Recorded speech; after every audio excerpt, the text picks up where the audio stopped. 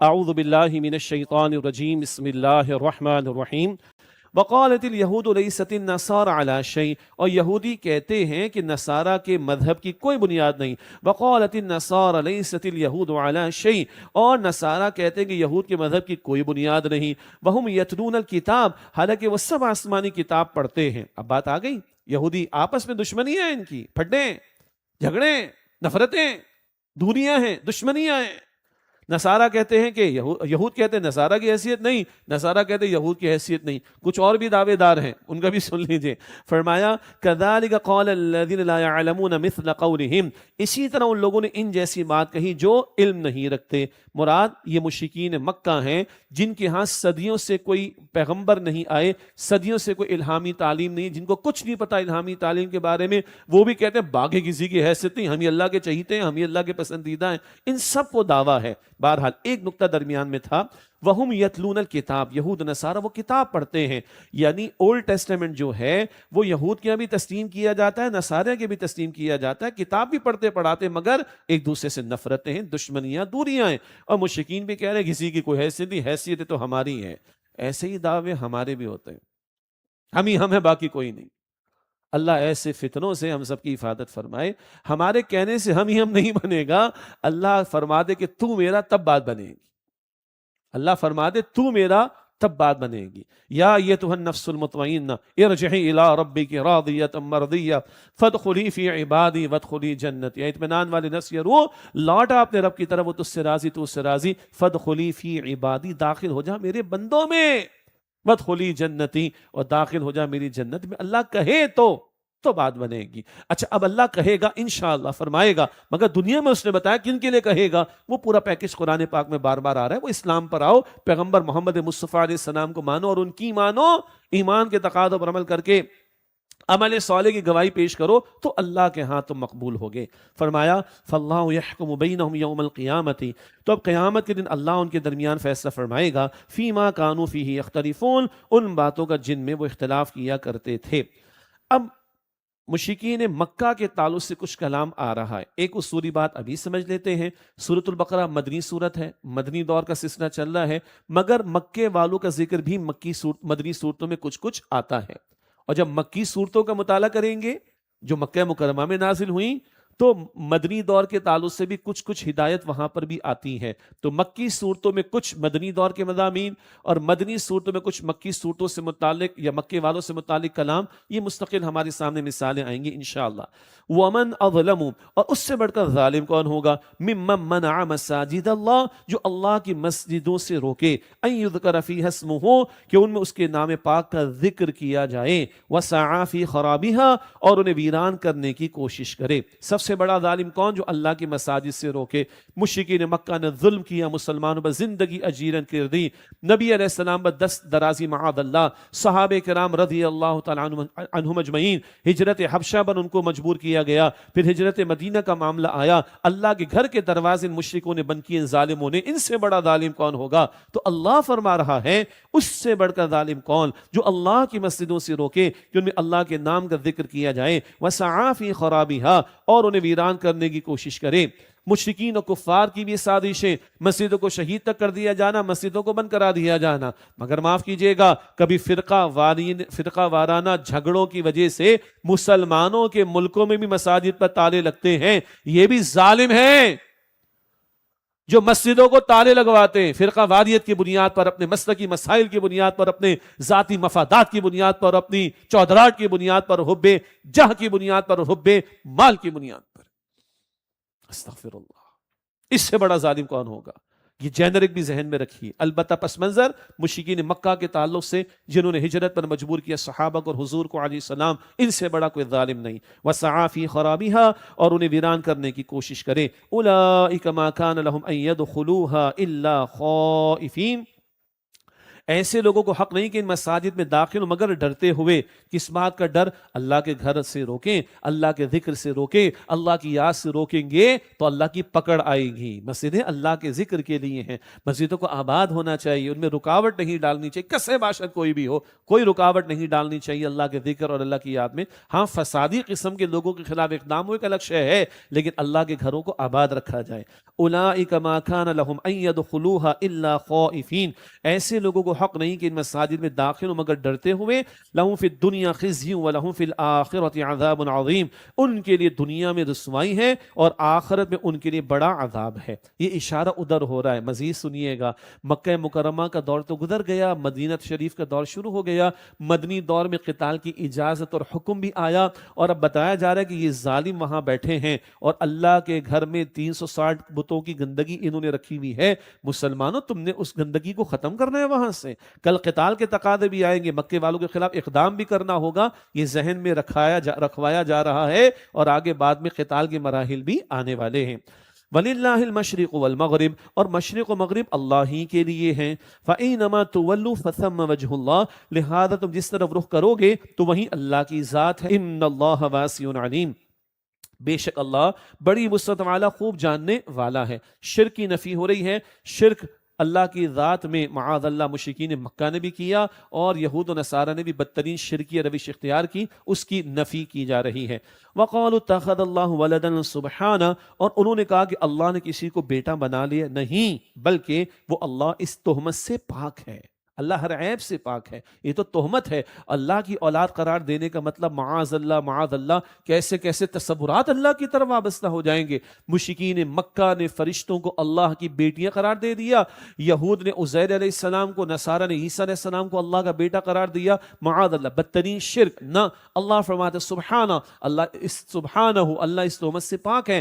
بل لہ ما فی السماوات والارض، بلکہ اسی کے لیے جو کچھ آسمانوں اور زمینوں میں ہے. ساری کائنات کا خالق مالک و بادشاہ اللہ. اللہ کو حاجت نہیں. اللہ کی شان الصمد، لم یلد ولم یولد ولم یکن لہ کفوا احد. تم محتاج ہو، مخلوق محتاج ہے، مخلوق کو اولاد کی حاجت ہے. اللہ سب اللہ کے محتاج، وہ کسی کا محتاج نہیں، اس کو اولاد کی حاجت نہیں. کل لہ قانتون، سب اسی اللہ کے فرما بردار ہیں. بدیع السماوات والارض، اللہ آسمانوں و زمینوں کا موجد ہے. اب یہ ایجاد دوسرے معنی میں نہ لیجئے گا. موجد یہاں پر بدیع، ابداع کیا ہے؟ عدم سے وجود میں لانا. نہ تھا کچھ تو اللہ نے اس کائنات کو بنایا. بدیع، ابداع، عدم سے وجود میں، نہ ہونے سے وجود میں لانا. بدیع السماوات والارض، اللہ آسمانوں و زمینوں کا موجد ہے، عدم سے وجود میں لانے والا. وَإِذَا قَضَىٰ أَمْرًا فَإِنَّمَا يَقُولُ لَهُ كُن فَيَكُونُ، اور جب وہ کسی کام کا فیصلہ فرماتا ہے تو اس سے بس اتنا فرماتا ہے کہ ہو جا، تو وہ ہو جاتا ہے. سبحان اللہ، اللہ کے لیے کچھ مشکل نہیں، ہو جا اور وہ کام ہو جاتا ہے. ہاں بہت سارے معاملات ہیں جن میں ٹائم فیکٹر انوالو ہوتا ہے. بچہ اللہ کے حکم سے پیدا ہوتا ہے، مگر ماں کے بطن میں 8-9 مہینے گزار کر باہر آتا ہے نا. It takes time. بہرحال اس میں مزید باتیں آئندہ کریں گے انشاءاللہ. وقال الذين لا يعلمون لولا يكلمنا الله او تأتينا آية، اور وہ لوگ جو علم نہیں رکھتے کہتے ہیں کہ اللہ ہم سے کلام کیوں نہیں کرتا، یا ہمارے پاس کوئی خاص نشانی کیوں نہیں آتی. یہ مشرکین مکہ کا تذکرہ، فرمائشی معجزہ اسے کہتے ہیں. اللہ ایسا کر کے دکھا دے، اللہ ویسا کر کے دکھا دے. یہ مکی صورتوں کا موضوع ہے، وہاں تفسیر آئے گی. تمہاری فرمائش پر معجزہ ملے اور تم پیغمبر پر ایمان نہ لاؤ، پھر تم پر جو عذاب آنے تم تصور نہیں کر سکتے اس کا. فرمائشی معجزہ اس کو کہا جاتا ہے. كَذَلِكَ قَالَ الَّذِينَ مِن قَبْلِهِمْ مِثْلَ قَوْلِهِمْ، اسی طرح سے ان کی سی بات ان لوگوں نے بھی کہی تھی جو ان سے پہلے گزرے ہیں. تشابہت قلوبہم، ان کی ذہنیتیں ایک جیسی ہو گئی ہیں. یہ کر کے دکھاؤ تو مانیں گے، وہ کر کے دکھاؤ تو مانیں گے. پوری کائنات اللہ نے سجا دی. اللہ کو پہچاننے کے لیے دلائل کی کوئی کمی ہے؟ قد بینا الآیات لقوم یوقنون، یقیناً ہم نے تو آیتیں وعدے کر دی ہیں ان لوگوں کے لیے یقین رکھتے ہیں. انا ارسلناک بالحق بشیرا ونذیرا، بے شک ہم نے آپ صلی اللہ علیہ وسلم کو حق کے ساتھ بھیجا ہے، خوشخبری دینے والا اور ڈر سنانے والا رسول بنا کر. بشارت دینا، خوشخبری سنانا اطاعت قبول کرنے والوں کو، نذیر ڈرانے والا، وارن کرنے والا جو اطاعت قبول نہ کریں. یہ نبی علیہ السلام کی بنیادی ذمہ داریاں، یہ تمام انبیاء علیہ السلام کی بنیادی ذمہ داریاں.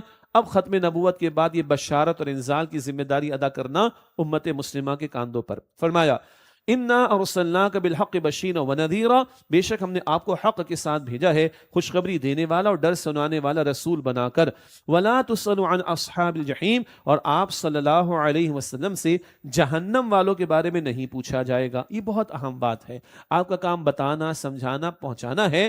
جو خود اپنے لیے جہنم کے راستے کو طے کر رہا ہے اس کی ذمہ داری آپ پر نہیں۔ وَلَن تَرْضَىٰ عَنْكَ الْيَهُودُ وَلَا النَّصَارَىٰ حَتَّىٰ تَتَّبِعَ مِلَّتَهُمْ، اور یہودی آپ سے ہرگز راضی نہیں ہوں گے اور نہ ہی نصرانی، یہاں تک کہ آپ ان کی ملت کی پیروی کریں۔ اللہ اکبر۔ یہ اللہ کے پیغمبر علیہ السلام کے ذریعے ہمیں سمجھایا جا رہا ہے یہود تم سے کبھی راضی نہیں ہوں گے، یہ نصارہ تم سے راضی نہیں ہوں گے جب تک کہ تم ان کی ملت کی پیروی نہ کرو۔ ملت سے مراد ان کا طریقہ، ان کا مذہب۔ دوسرا مطلب اپنے رب کو، اپنے کلام کو، اپنے پیغمبر کو، اپنے دین کو چھوڑو اور ان کی ملت، ان کے ریلیجن، ان کے مذہب، ان کے طریقے پر جاؤ، تب تو راضی ہوں گے، ورنہ وہ ڈو مور کرتے رہیں گے، اور کرو اور کرو اور کرو، اور جو کروا رہے ہیں ہم سے، اور مسلم حکمران بچھے جا رہے ہیں۔ اور اللہ کا کلام کہتا ہے لن ترضى عنك اليهود ولا النصارى حتى تتبع ملتهم، کبھی یہود اور نصارہ تم سے راضی نہ ہوں گے جب تک کہ تم ان کی ملت کی پیروی نہ کرو۔ اس کا دوسرا مطلب ہے اپنے رب کو، اپنے اللہ کے کلام کو، محمد مصطفیٰ علیہ السلام کی شریعت کو، ان سب کو چھوڑ کر ان کے مذہب میں جاؤ، ان جیسے بالکل بنو، شاید تم سے راضی ہوں، لیس دین دیٹ وہ تم سے کبھی راضی نہیں ہوں گے۔ اللہ ہمارے حکمرانوں کو بھی ہدایت دے اور ہمیں بھی ہدایت دے۔ تہذیب انہی کی پسند ہے، لچھن انہی کے پسند ہیں، آئیڈیاز انہی کے ہمیں نہیں لینے، عزت انہی کے لینے ہیں ہمیں، نیچے سے اوپر آوے گا بگڑا ہوا ہے۔ اللہ ہماری حفاظت فرمائے اور اللہ اپنی ذات کی رضا کی فکر کی توفیق ہمیں عطا فرمائے، نہ کہ اللہ کے دین کی دشمنوں کو راضی کرنے کی ہمارے حکمراں یا ہم میں سے کوئی کوشش کرے۔ فرمایا قل ان ھدی اللہ ھو الھدی، آپ فرما دیجئے بے شک اللہ کی ہدایت ہی حقیقی ہدایت ہے۔ وَلَئِنِ اتَّبَعْتَ أَهْوَاءَهُمْ بَعْدَ الَّذِي جَاءَكَ مِنَ الْعِلْمِ، اور اے مخاطب، یہ ترجمہ بھی نوٹ کر لیں، کئی مرتبہ حضور سے مخاطبت ہوتی ہے اور پھر ہم احتیاطی ترجمہ بتاتے ہیں، بھئی حضور سے خطاب ہے اور تعلیم کس کے لیے ہے؟ امت کے لیے ہے۔ اس کا ایک آسان طریقہ کیا ہے؟ یہ تمام علماء کا ایک متفقہ ترجمہ ہے، وہ نوٹ کیجئے گا۔ وَلَئِنِ اتَّبَعْتَ أَهْوَاءَهُمْ، اور اے مخاطب، اے سننے والے، اگر تم نے ان کی خواہشات کی پیروی کی، بعد الذی جاءک من العلم، اس علم کے بعد بھی جو تمہارے پاس آ چکا ہے، ما لک من اللہ من ولی ولا نصیر، تو پھر تمہارے لیے اللہ سبحانہ وتعالی کے مقابلے میں نہ کوئی حمایت کرنے والا ہوگا اور نہ کوئی مددگار ہوگا۔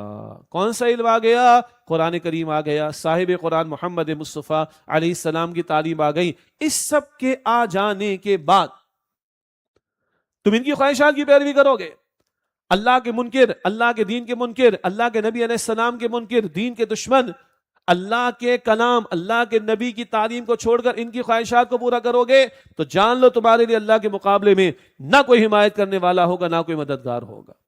الذین آتیناہم الکتاب، وہ لوگ جن کو ہم نے کتاب عطا کی ہے، یتلون حق تلاوتی، وہ اس کی ایسے تلاوت کرتے جیسے کہ اس کی تلاوت کرنے کا حق ہے، اولئک یؤمنون بہ، یہی لوگ اس پر ایمان رکھتے ہیں۔ کون؟ جو تلاوت کا حق ادا کرتے ہیں وہی ایمان رکھتے ہیں۔ تلاوت کسی کہتے ہیں؟ عام ترجمہ پڑھنے کو کہتے ہیں، بالکل ٹھیک۔ البتہ تلاوت کا مفہوم فالو کرنے کا بھی ہے، پیروی کرنے کا بھی ہے۔ ہم سب کو الفاظ یاد ہے، والشمس وضحاها، آگے کیا ہے؟ والقمر اذا تلاها، قسم ہے سورج کی، اس کی روشنی کی، والقمر اذا تلا تلاوت سے، اذا تلاها، اور چاند کی قسم جبکہ اس کے پیچھے پیچھے آئے۔ سبحان اللہ، یہ بھی ہم جانتے ہیں سورج کی روشنی اپنی ہے اور چاند کی کیا ہے؟ اس کا ریفلیکشن معلوم ہے ہمیں، تو چاند پیچھے پیچھے آتا ہے۔ تلاوت پیچھے پیچھے آنا، کتاب کی اصل تلاوت کیا ہے؟ پیچھے پیچھے آنا۔ جس کے لیے ہم دورے ترجمہ قرآن میں بیٹھے بھائی، ہمیں معلوم تو کہ اس کا ترجمہ کیا ہے، تشریح کیا ہے، اللہ ہم سے کیا چاہتا ہے۔ الحمدللہ، اللہ قبول فرمائے، ہمیں معلوم ہوگا تو فالو کریں گے نا۔ تو تلاوت پڑھنا بھی ہے، مگر اصل تلاوت ہے قرآن کو سمجھنا، اس کے احکام پر عمل کرنا، اس کے پیچھے پیچھے چلنا۔ بھئی تکمیل قرآن میں کیا دعا کرتے ہیں؟ وَجْعَلْهُ لَنَا إِمَامًا، اے اللہ اس قرآن کو ہمارا امام بنا دے۔ امام جیسا کرتے ویسا ہم کرتے نا، امام آگے ہم پیچھے، امام رکوع میں جائے گا ہم پھر رکوع میں جائیں گے، پیچھے پیچھے آنا، یہ ہے تلاوت۔ تو اہل کتاب میں سے بھی نیک لوگ ہیں، وہ کون ہیں؟ جو رسول اللہ پر ایمان لے آئے صلی اللہ علیہ وسلم، عبداللہ بن سلام اور دیگر لوگ رضی اللہ تعالی عنہ اجمعین، ذکر آئے گا انشاءاللہ تعالی، جو حق کے متلاشی تھے اور سمجھتے تھے کلام کو، بشارت دے کر حضور پر ایمان لے آئے، یہ اچھے اہل کتاب ہو گئے۔ اور ہمارے لیے اب کیا ہے؟ ہمارے لیے اصول یہ آیا، تلاوت کیا ہے؟ تلاوت کا حق ادا کرنا، وہ تجوید کا لحاظ بھی ہے، دیگر آداب کا لحاظ بھی ہے، سمجھنے کا اہتمام بھی ہے، پیروی کرنے کا تقاضا بھی ہے۔